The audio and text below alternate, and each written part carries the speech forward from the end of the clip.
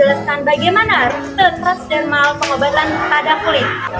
Berikut ini penjelasan yang telah kami buat.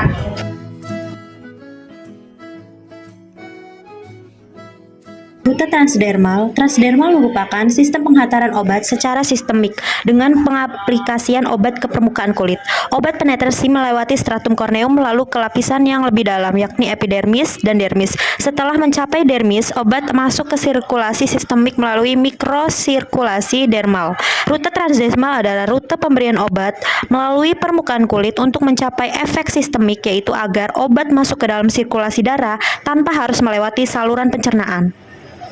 Mekanisme absorpsi obat secara transdermal adalah proses penyerapan obat melalui lapisan kulit menuju sirkulasi sistemik tanpa melewati saluran pencernaan. Proses ini terjadi melalui beberapa tahapan difusi dari permukaan kulit hingga ke pembuluh darah di dermis. 1. Aplikasi pada permukaan kulit. Obat diberikan dalam bentuk patch atau salep transdermal yang mengandung zat aktif dan bahan pendukung, misalnya enhancer, polimer, dan pelarut. Setelah diaplikasikan, obat akan melalui berdifusi dari formulasi ke permukaan kulit.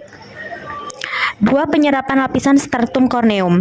Lapisan stratum corneum merupakan penghalang utama barier kulit terhadap penetrasi obat. Lapisan ini terdiri dari sel-sel mati keratinosit yang dikelilingi oleh lipid.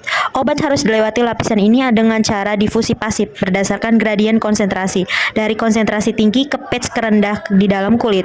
3. Difusi melalui epidermis. Setelah melewati stratum corneum, obat akan berdifusi melalui lapisan epidermis yang tidak memiliki pembuluh darah. Di sini obat masih bergerak secara pasif mengikuti gradien konsentrasi.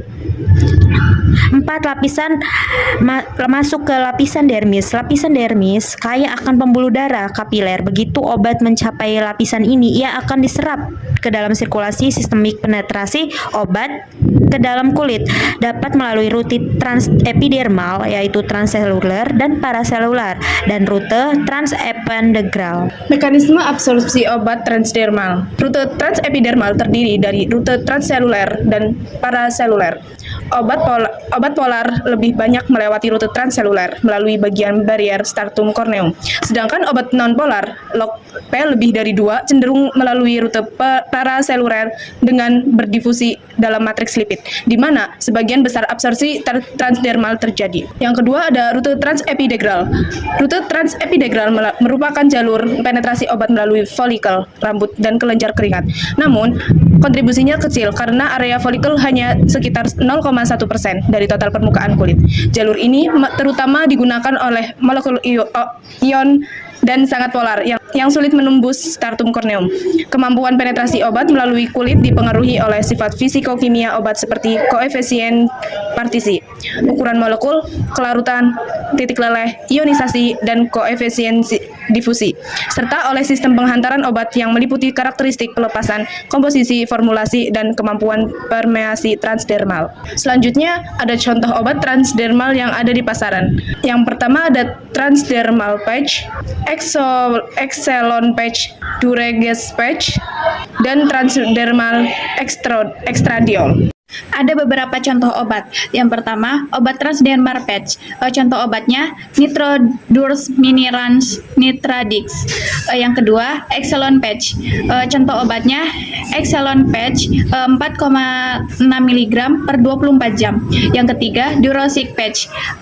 Contoh obatnya Duresic. Yang keempat, transdermal extradiol. Contoh obatnya Extraderms. Yang kelima, nicotine patch. Contoh obatnya Nicotreds patch.